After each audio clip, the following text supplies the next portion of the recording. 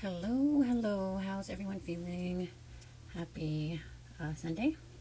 Technically, Monday. It's 1:45.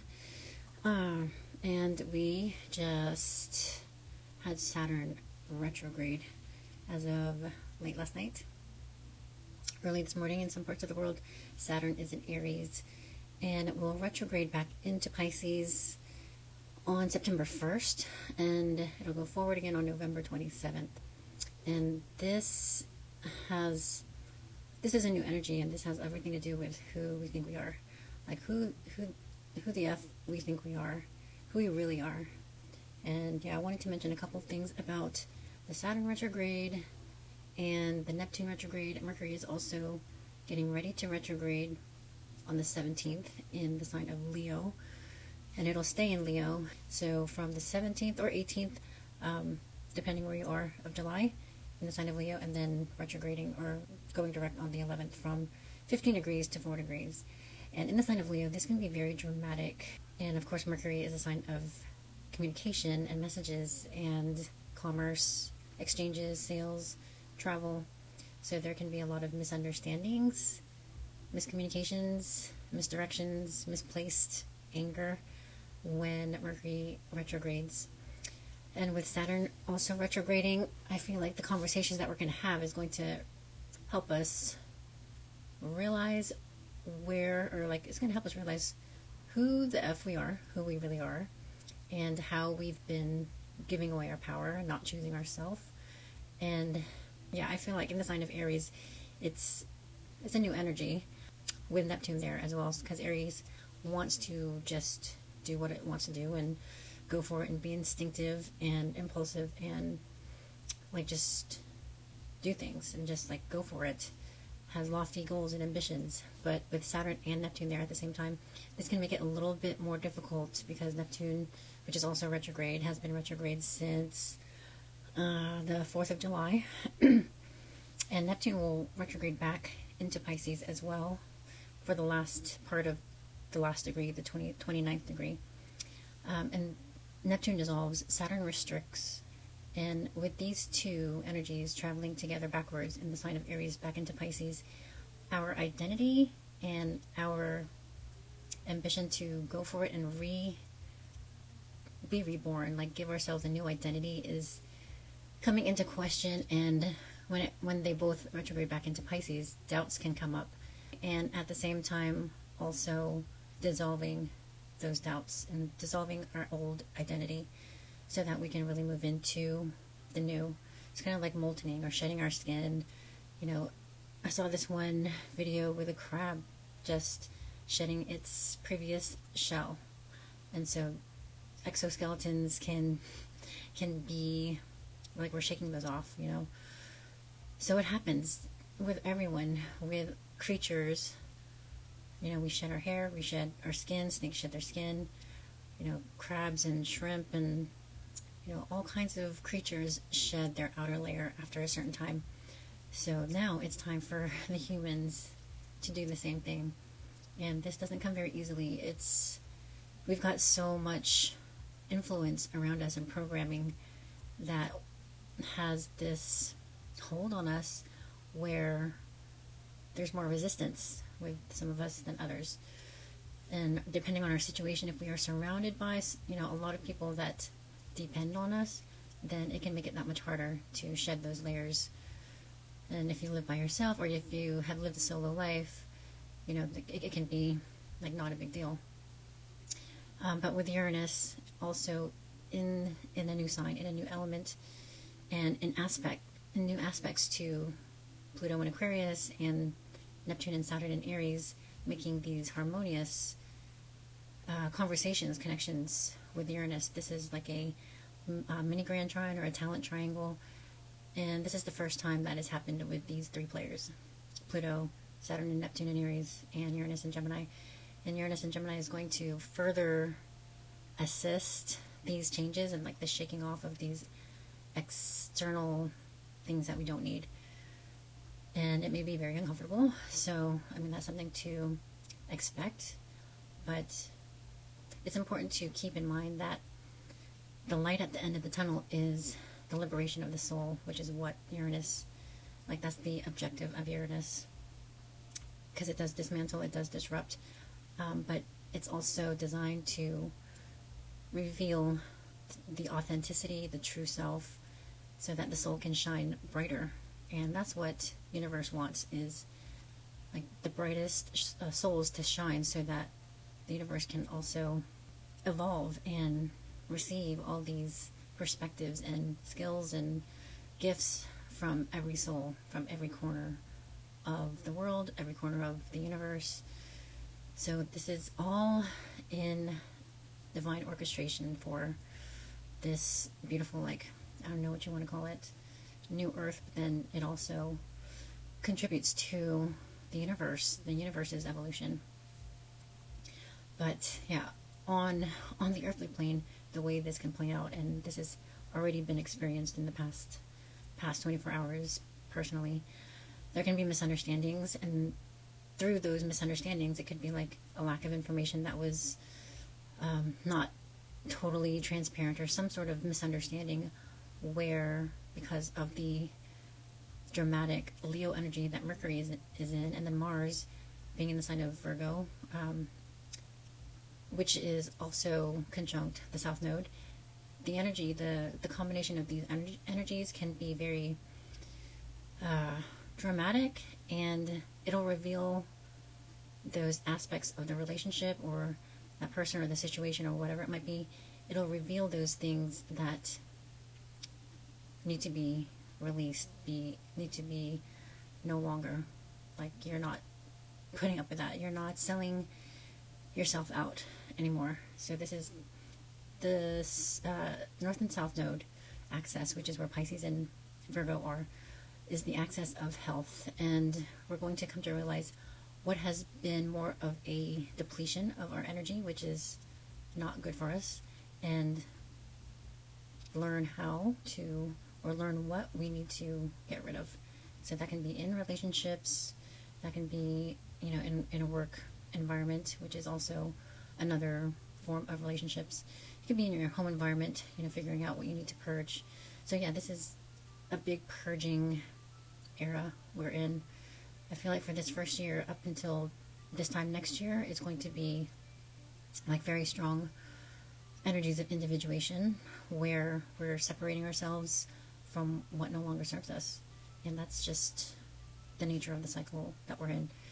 And it's meant for us to evolve our individual soul, and not to be taken personally. I know it's easier said than done, but it's been a long time coming. We've had a lot of encouragement to do this, and you know, it's like I said, the more people that you're surrounded by, the more influence you have, that kind of keeps you into programming, the more difficult or challenging it might be.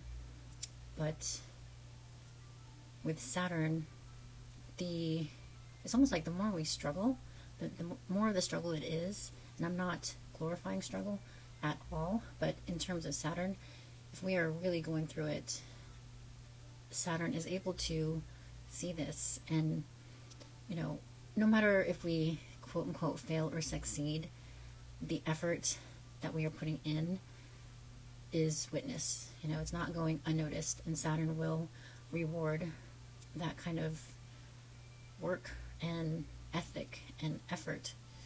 And so when you're going through this struggle,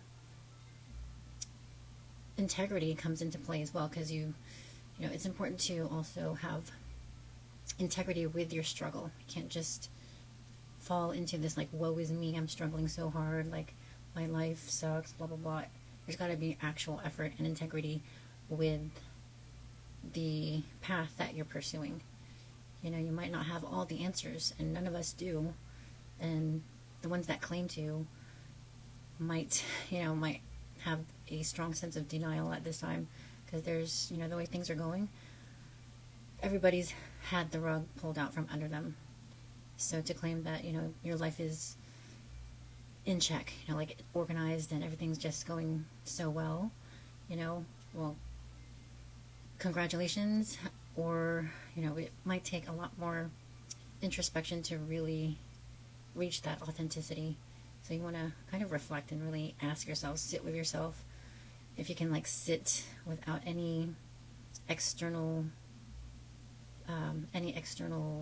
stimulus, any like things to keep you busy, because work can also be a distraction. It's almost like an addiction where you're numbing yourself out with being busy.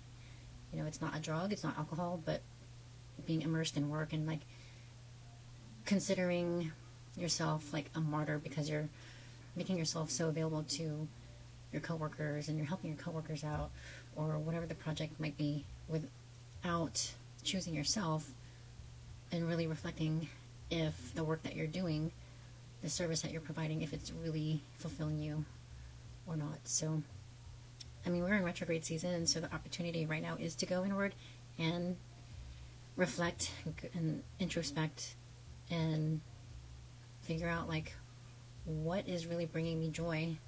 Is it the connections that I'm making? Am I adding value to people's life? Is this person adding value to mine? You know, is there a reciprocity with these relationships? So I feel like these retrogrades are really going to highlight those kind of questions and make us face the music. You know, even if the relationship has gone on for decades, sometimes, you know, the length of the relationship doesn't matter. It's the quality. You could have known your neighbor for like 4 months, 6 months, 9 months, and it's a lot more authentic than someone that you've known since college or high school. So you just kind of have to ask yourself, like, how have you evolved? How have they evolved or not? If you guys are evolving in the same direction. And if you're not, that's okay. Like, people, you know, everything, nature, animals, we evolve in different directions, and that's just the way it goes. We all die at some point. And just like trees and flowers, we all move on. You know, we're just here to enjoy and experience what life has to offer without having to stay attached to any of it. Easier said than done. Humans are very complex creatures with complex emotions. So, I mean, give yourself and others that grace to make mistakes. It's all a trial and error period right now. All of these planets shifting into new signs, it's new energies that we haven't experienced, and we can't even really go back to the past and, you know, we can try to learn what may happen with this version of Uranus and Gemini, Pluto and Aquarius, Neptune and Aries, Saturn and Aries. But we can't guarantee how things are going to turn out. But we do have a lot of bigger shifts that are also in play that give us a sense of hope. Like that Kali Yuga cycle that we are moving out of. The Kali Yuga is that era. I think it's like 2,600 years of a lot of amnesia and like complete like greed and ego. That's the thing about this Kali Yuga cycle, is the ego has just been so tested, and how we respond to certain situations, whether we respond with our ego or with our heart, it's leading us to the path that we are supposed to be on. And so now that we are moving out of that Kali Yuga cycle, we are moving into a phase of remembrance. So remembering who the F we are. And Mnemosyne, the goddess asteroid Mnemosyne, has also just turned direct. And so this is another signature of remembrance and excitement. So there's going to be further individuation when we come to realize like who the F we are, like what we are not going to put up with, what we don't deserve. So it is an empowering cycle, an empowering era that we're moving into. And Mnemosyne is talked about more eloquently by Natasha Kealoha. She had an interview with Martha Stewart Hines from Living the One Light, and I think Natasha Kealoha has also spoken with Heather Ensworth and maybe Pam Gregory as well. I can't remember. But she has a lot of research on these indigenous stars. And so they're all coming online, coming to the forefront. And these indigenous energies have a lot of memory to share, a lot of wisdom.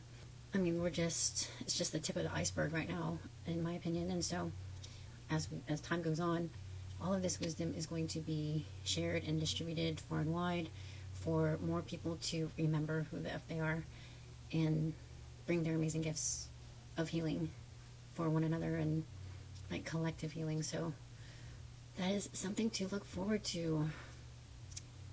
At the same time, we are going to have these experiences of individuation, which individuation is separation. It's, like a severance of relationships. So there can be a grieving of these relationships, of these past identities that we had held on to for who knows how many years because of the programming, because of the patriarchal programming. And so, yeah, we're coming back into balance. We're coming to realize that the darkness that we have, that we all have, is part of the process. We can't all just be love and light and have these beautiful optical illusions of perfection. That's another thing with the South Node in Virgo, is that sense of perfection, or that belief, or that facade of perfection is crumbling, it's falling away, and our true skin is coming forward. So yeah, in the meantime, it's a ride to be enjoyed.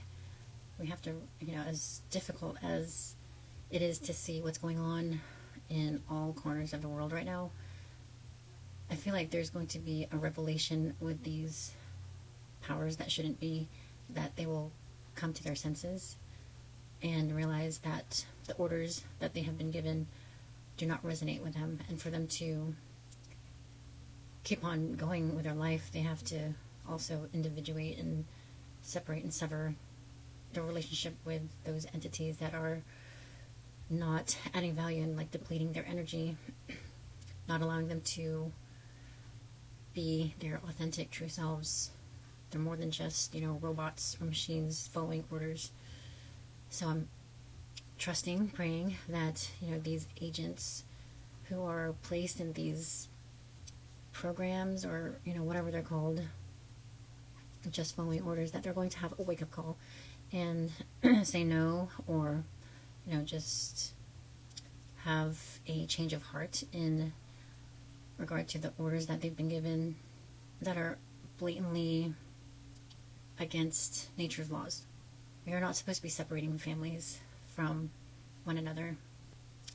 And it's being witnessed. It's, there's going to be a cause and effect from these acts. And so I have all the faith that the actual cosmic powers that will rectify those powers that are abusing their authority. So that's what I had to mention about these times that we're in, the energies, the retrogrades that we are experiencing. So hopefully that was helpful. Hopefully that made sense. And we do have a lot of void of course moon phases, a lot more than usual and a lot longer than usual because of the new shifts that these planets have moved into. The void of course moon is when the moon is not making an aspect to one of the planets. So then it's just kind of like floating aimlessly, not receiving any sort of pull or energy from one of the planets. So it's kind of like there's a likelihood of like endeavors that happen during void of course moons that things will not go smoothly, especially with things that are new, like new projects, new contracts, things like that. If it's something that you've already started working on, then continuing to work on it is fine, as long as nothing is launched or initiated during the void of course moon. The void of course moon is really ideal for kind of like grounding work, doing the dishes, laundry, doing your nails, like straightening, just like grounding things, meditation. So I think our next void of course moon is on the 15th, which is going to be about 13 hours from about 10 a.m. to 8 or 9 p.m. So it's a pretty long one. The other day we had a 36-hour void of course moon.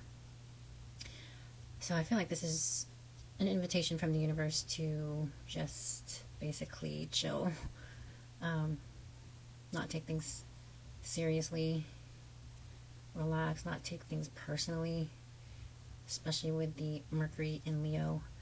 Yeah, so yeah, Mars in Virgo, Mercury being the ruler of Virgo, and the ruler of Gemini, which is where Uranus is. Uranus is the planet of sudden eruptions, outbursts.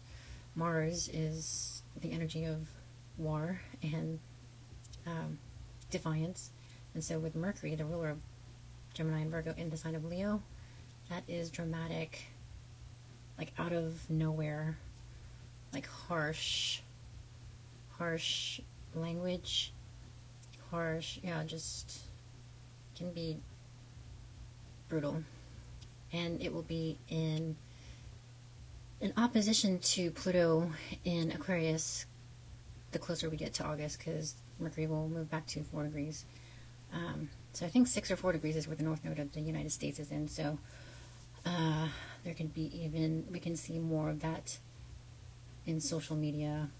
Yeah, I think now it would be a good idea to take a social media break, because I feel like it's going to get really ugly in the comments, and just, I don't know, even in the commercials for YouTube. I don't know if it is like this programming propaganda, but it's sinister. Like during I think it was like a 3 or 4 hour binaural beats, video music, they played a commercial, which I didn't see the commercial, I listened to it, and it's one of those, gosh, they'll describe the tragedy, and then at the end, they'll say, we stand with blah, blah, blah. The description of this one video or commercial was how there was like sexual assault or violence for a group of people, young people, and they went into this detail of how they were treated. So I'm not going to describe and use their descriptions because it's just horrible.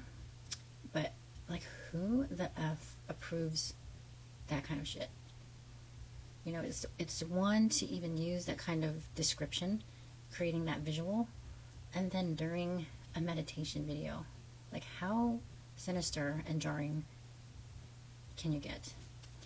So it's really important to use your discernment, and with Uranus and Gemini, that's a shadow side of Gemini too, is like, yeah, that was like a super Uranus and Gemini kind of moment when I heard that commercial during a meditation video. So just be aware that that stuff is out there, and with Saturn going back and forth between Aries and Pisces for the last time, I feel like this is going to be an opportunity for us to sharpen our discernment, our spiritual discernment, and create those boundaries, and maybe even like report them, because use our voice. Uranus and Gemini is going to invite us to use our voice and speak up. So yeah, I think that is something that I'll have to explore myself, because that is just it was so uncalled for. So anyway, thank you for always listening. Thanks for sticking around. Stay grounded, stay centered, stay hydrated, and yeah, if you're interested in seeing how these energies are playing out in your personal charts, definitely hit me up. If you would like to catch the replay from the Uranus and Gemini class that I had with Synchronicity University, that is available as a single class now, and I can link that below. And yeah, hopefully it helps, and it's something that can be revisited over forever, because the information in it is like evergreen information, I guess you could call it. I got some really good feedback from one of the participants, and yeah, I was really grateful to receive this feedback. So thank you, Nina, if you're listening. But yeah, thanks again for sticking around, and see you on the next one. All the best.